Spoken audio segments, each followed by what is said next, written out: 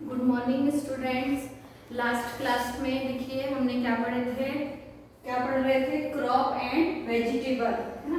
हमारा टॉपिक था crop and vegetable. तो हमने क्रॉप पढ़े क्या है ना, वेजिटेबल पढ़े क्या है, और इनके अलग अलग सीजन के नाम भी अलग अलग दिए गए हैं। रबी क्रॉप पढ़े थे हमने और खरीफ क्रॉप पढ़े थे, है ना।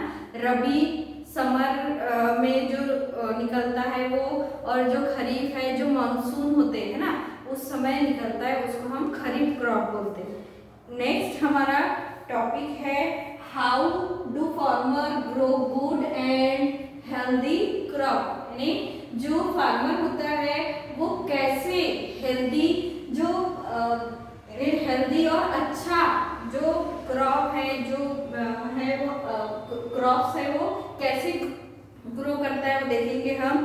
Plant need to be grow on a large scale to feed the entire population of country for a good and healthy crop, यानी हमारा एंटायर जो भी पॉपुलेशन है सबके लिए हेल्दी फूड होना बहुत ही जरूरी है। और अगर पॉपुलेशन ज़्यादा है तो ज़्यादा से ज़्यादा मात्रा में जो अनाज है वो उगाना बहुत ज़रूरी है। और ज़्यादा मात्रा में कब उगेगा, जब वो प्लांट हेल्दी होगा और अच्छी क्वालिटी के जो फूड है वो हमको मिलेगा, यानी ग्रेन्स है, सीरियल्स है, ये हमको मिलेगा तब। पहला देखिए आपके पेज नंबर 100 नेक्स्ट पेज पे देखिए, farmer non about the soil climate and season for growing it. आपके पेज नंबर 195 में दिया हुआ है कि जो फार्मर है वो यानी किसके बारे में जानता है कि जहाँ जिस फील्ड में वो क्रॉप को ग्रो कर रहा है सॉइल कैसा है, क्लाइमेट कैसा है, सीजन क्या है और किस सीजन में क्या उनको ग्रो करना है, ये फार्मर को पता होता है। Then they plug and prepare the soil. Plug means हल चलाना, यानी सही समय पर हल चलाता है वो, उसको सॉइल के बारे में प्रिपेयर होता है, सॉइल को प्रिपेयर करता है, बनाता है कि ऐसे सॉइल में हम अब क्रॉपिंग कर सकते हैं। देन नेक्स्ट है they choose healthy and ripe seeds for the sowing, और सोइंग मीन्स लगाना, ठीक है, बोना। अब अच्छे सीड का वो सिलेक्शन करता है बोने के लिए। देन नेक्स्ट है दे एड मैन्योर और फर्टिलाइजर टू द सॉइल, और नेक्स्ट स्टेप है उसका मैन्योरिंग। मैन्योर मीन्स खाद, है ना। अब फील्ड में खाद देना बहुत जरूरी है, क्योंकि खाद यानी उसमें न्यूट्रिएंट होता है जो प्लांट के लिए बहुत ही यूजफुल होता है। नेक्स्ट दूसरा है फर्टिलाइजर, जो केमिकल से बना हुआ होता है, फर्टिलाइजर भी ऐड करता है। Manure is added to soil to increase production, यानी मैन्योर डालने से प्लांट में जो भी फल है, फ्रूट है, जो भी है ना, वो क्या होंगे, ज्यादा मात्रा में ग्रो होंगे।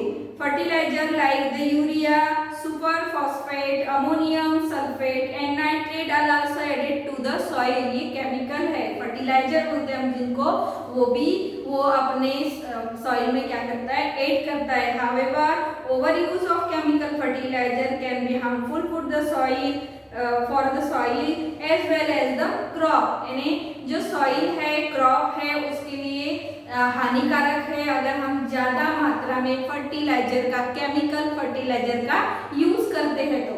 Then they irritate the soil, और सॉइल को इरिटेट मीन्स सॉइल में ज्वलन होना, और जिससे जो भी प्लांट हमने ग्रो किए हैं वो जल जाते हैं।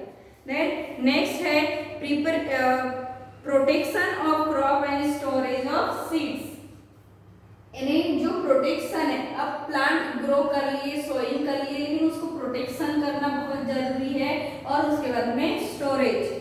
Then farmer protect the crop against grazing animal like the cows and goats. This is done by proper fencing, यानी फेंसिंग करके चारों तरफ से कांटे लगाकर, तार लगाकर फिनिशिंग की जाती है, जिससे जो चरने वाले जो होते हैं एनिमल्स लाइक काऊ गोट्स, है ना, ये एंटर ना कर सके और जो भी फील्ड में ग्रो किए उसको खा ना सके।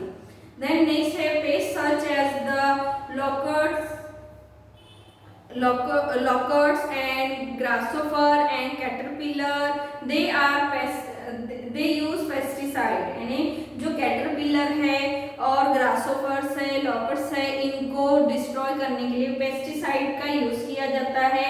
These are chemical that are spray on standing crop, it spray properly, they protect the crop from being destroy the pest, यानी केमिकल जो पेस्टिसाइड है उसको प्रॉपर स्प्रे करके उस प्लांट को स्प्रे किया जाता है कि जो वहां पर कैटरपिलर है, पेस्ट है, उसके एग्स है, वो पर्टिकुलर क्या हो जाए, डिस्ट्रॉय हो जाए, खत्म हो जाए।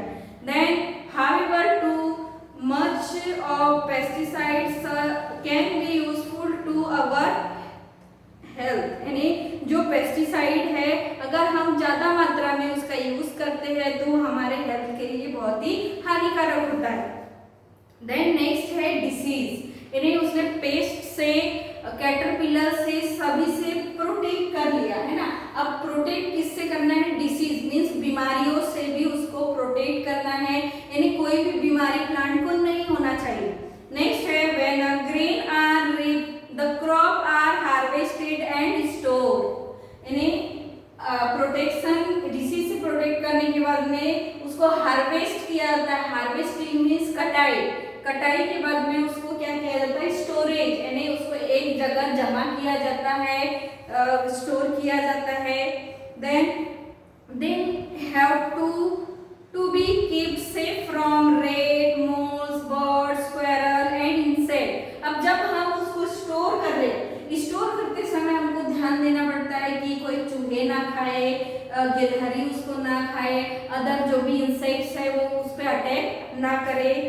देन नेक्स्ट है so they must be store and air tight seal containers, यानी जो भी अनाज है, जो भी प्लांट, यानी जो भी प्लांट है, सीरियल्स का हो, ग्रेन्स का हो, अदर जो भी है, अब उसको हम ड्राई करके एक एयर टाइट कंटेनर में क्या करना चाहिए, उसको रखना चाहिए कि कोई भी हवा उसको ना लगे। Plant like other living organism need love and care, यानी जो प्लांट है वो जैसे दूसरे लिविंग ऑर्गेनिज्म है उनकी केयरिंग, लविंग की जाती है, वैसे प्लांट को भी उसकी जरूरत होती है। Under favourable condition they grow well, a good crop add to be wealth of a country, यानी अगर